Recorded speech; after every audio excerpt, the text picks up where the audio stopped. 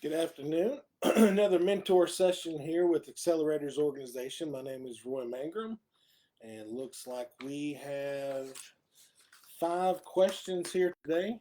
So we will go ahead and get started. First question comes from Salon. What is the best way for me to project out cash flow to prepare myself for quitting my day job and going into the business full time? So I recently did this last year. So let me tell you a little bit about what I did. Um, First thing I did is I made sure I had a pretty decent savings account, just in case things didn't go the way I'd planned.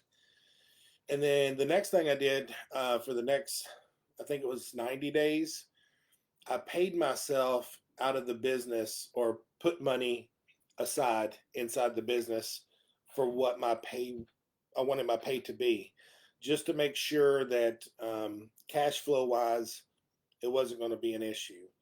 Um, the other thing I had been doing for several years was I tracked my yearly sales on a spreadsheet, and I map them out year by year so I can look at comparisons, trends, like what months are slow, what months are big, and kind of use that as my planning as well. So those are a couple things that I did that helped me prepare for the transition into being full time into my business. The next question is from Nick. Nick says, "How do you manage the mindset that goes along with knowing your entire life is depending on the business succeeding and making money?" Business description: I have a vehicle wrapping business. I have a few team members. I am always thinking about money coming in and going out. It is a stressor. How do you handle and manage balancing cash flow and selling and hiring and growing the business? What strategies do you implement in the business to remain calm and trust the process? Most days I am good, then some days I am freaking out. Well, the ebbs and flows of any business is that's kind of part of business. Um, I would not take the mindset of using your words, your entire life depends on it. You know, I get it. As an entrepreneur, the last thing we want to do is fail. Um, but, that is a reality. Anything can happen, no matter how strong your business is at whatever point, but your entire life does not depend on the business. Um, so don't think of it that way. Um, the stressors of cash flow, when you can, build some reserves, build some rainy day reserves. That helps take away from the stress. I try to have a bottom line balance in my checking account at all times, and that's just kind of my cushion for when things, you know we have a low month or a big expense that comes up, and that really helps. The other thing, actually, I think I posted this in my flex last week, was don't focus so much on the outcome, but focus more on the process. And if you do the little things and big things that have to be done, then the rest works itself out.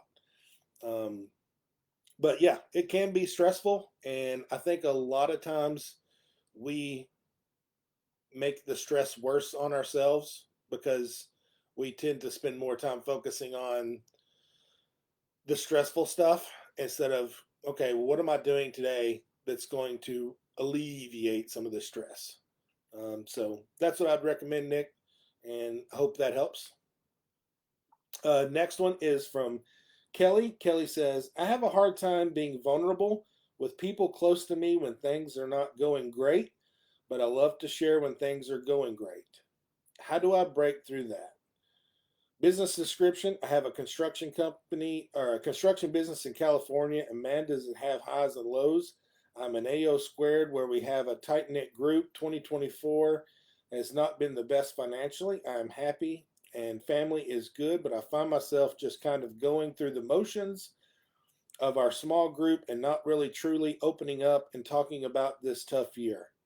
What have you found to be the benefits of really opening up and allowing people in, and how it benefits you in your business? Well, I mean, the first thing, um, and I'm glad you're feeling that way, because I personally have reached out to you several times and you won't call me back. I get it. As a strong alpha male, hey, we can handle this all on our own. Truth is, you can't. It's always good to have somebody as a sounding board, somebody to vent to, let off steam. Um, and here's the thing: we don't know all the answers ever, no matter how good you are. Every coach has a coach, all the way up. You know, there's always people who have done, you know, other things that you've not experienced. Always go with, it's almost football time here in the country. So I always keep going back to my college football examples. But Nick Saban, probably the greatest, at least when you look at statistically, the greatest football coach in college ever. And he is a mentor in the NFL. So what does that tell you? Even he, with all of his accolades and all those things, still has somebody he can confide in when things aren't going the way they should. And although it's hard, and I struggled with this, and I still struggle with it at times, but we have to get out of our own way, um, to progress in life, not just business. So, you know, I would say, Kelly, when somebody reaches out to you, pick up the phone and reach back out to them and have that conversation and see how that goes. Hope that helps, bud. And you have my number, so call me. Next one is from Ricardo, and Ricardo says, "How much does a business have to invest into marketing? Business subscription, own a barber shop business, and starting a coaching business. How much marketing does a business have to spend to start seeing ROI in your experience? I have not hit seven figures yet and looking to really push the needle." So Ricardo, man, to be honest, as far as ROI, when you're talking about marketing, all businesses are different, right? An ROI for me selling a $28 t-shirt is going to be totally different from someone selling a $2,500 a month coaching program. So how much I have to invest or can invest, um, as opposed to what you may invest, if that's I don't know what your ticket cost is, but those are not going to be apples to apples. The first thing I would say is, as far as marketing goes, here's a couple things I do know just from experience. I've been doing marketing online for probably 7 years, and there's a ton of ebb and flows, and especially since probably 2020, 2021, a lot of things changed, and it really got more dicey as far as the ebbs and flows, just with the way the algorithms work and things. First, you need to have an organic audience, period. If you don't have an organic audience, um, the reason you need an organic audience is it gives the marketing team something to strike at, right? It has to know what your potential customer looks like so it can go find more of those. Otherwise, you will spend a lot more money, um, on marketing to try to figure out what that customer is. So the first thing is build an organic following, organic audience, um, and then go from there. So that's what I would recommend, Ricardo. I'd also recommend, finding a good or actually taking several meetings with different marketing agencies, tell them where you're at and what you have, and get their take on what they can do. And also, just from my experience, I'd always look at that as more the glass half full, because a lot of times you'll be, they'll tell you the high end of what they can give you, and it's probably somewhere in the middle or lower, right? So go into it with that. And the last thing I'll add on marketing is, when I first started Facebook ads, Instagram ads, because it is a gamble, I looked at it as, how much money can I lose for the next 3 months and it not affect my business? And that's kind of how I had to go into it. It didn't, we ended up getting positive return, but you do have to go into it with that mindset of, how much can I lose and it not affect my business. So I hope that helps, Ricardo. But I would definitely, there's a couple of marketing agencies in AO. I would reach out to all those individuals, take some meetings, and kind of build a game plan from there. The next one is from Trina, and Trina says, how do I help myself from being so overwhelmed with so much to do? Business description: I own 2 retail locations. One is a chocolate shop, the other is an ice cream shop. They are right next door to each other. Most of the team are students, and it is a real struggle managing hours, schedules, etc., while also training people to make the chocolates. I have great customer service, all while managing the business. The business is doing well, but I just had a baby and need to free up some time and gain some more mental clarity in the business. Where do I look first? Thanks. So first, Trina, the first thing I would recommend doing is probably find, I don't know what you pay and I don't know where you're located, but you would probably need to find somebody maybe a little bit older than the college kids and students that can help run the show for you, and pass off some of those things. That's the first way you're going to free up time and get some mental clarity. I did that.